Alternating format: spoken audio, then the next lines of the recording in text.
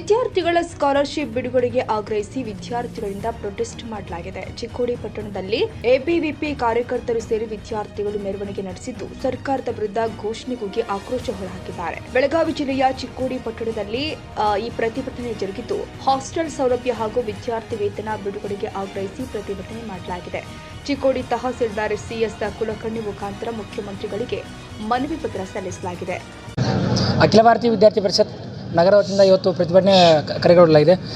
ಪ್ರಸ್ತುತ ವಿಷಯವೇನೆಂದರಪ್ಪ, ಅಖಿಲ ಭಾರತೀಯ ವಿದ್ಯಾರ್ಥಿ ಪರಿಷತ್ತಿನ ರಾಜ್ಯದ ಹಲವು ವಿದ್ಯಾರ್ಥಿಗಳ ವಿದ್ಯಾರ್ಥಿ ವೇತನ ಹಾಗೂ ಹಾಸ್ಟೆಲ್ನಲ್ಲಿ ಸಮಸ್ಯೆಯನ್ನು ಬಗೆಹರಿಸುವುದನ್ನು ಕುರಿತು ಇವತ್ತು ರಾಜ್ಯಾದ್ಯಂತ ಅಖಿಲ ಭಾರತೀಯ ವಿದ್ಯಾರ್ಥಿಗಳು ಹೋರಾಟ ವಿದ್ಯಾರ್ಥಿ ವೇತನ ಕಳೆದ ವರ್ಷ ವಿದ್ಯಾರ್ಥಿಗಳನ್ನು ಸರಿಯಾಗಿ ರಾಜ್ಯ ಸರ್ಕಾರ ಜಮಾ ಮಾಡದೇ ಕುರಿತು, ಅದೇ ರೀತಿ ಸಮರ್ಪಕ ಹಾಸ್ಟೆಲ್ಗಳಲ್ಲಿ ಹಲವಾರು ವಿದ್ಯಾರ್ಥಿಗಳಿಗೆ ಕಿಟ್ಗಳನ್ನು ಪೂರೈಸೋದು ಇರೋದ ಸರ್ಕಾರಕ್ಕೆ ಇವತ್ತು ರಾಜ್ಯ ಸರ್ಕಾರದ ವಿರುದ್ಧ ಹೋರಾಟ ನಮ್ಮ ಬೇಡಿಕೆಗಳು ಏನೆಂದ್ರಪ್ಪ, ಇವತ್ತು ಅಖಿಲ ಭಾರತೀಯ ವಿದ್ಯಾರ್ಥಿ ಪರಿಷತ್ತಿನ ಪ್ರಮುಖ ಬೇಡಿಕೆಗಳಾದ ಕಳೆದ ವರ್ಷ ವಿದ್ಯಾರ್ಥಿ ವೇತನ ಜಮೆ ಆಗಿರೋ ತಕ್ಷಣವನ್ನು ಜಮಾ ಮಾಡಬೇಕು. ಅದೇ ರೀತಿ ಹಾಸ್ಟೆಲ್ಗಳಿಗೆ ಕಿಟ್ಗಳನ್ನು ಪೂರೈಸಬೇಕೆಂದು ಅಖಿಲ ಭಾರತೀಯ ವಿದ್ಯಾರ್ಥಿ ಪರಿಷತ್ ಕರೆನಲ್ಲಿ.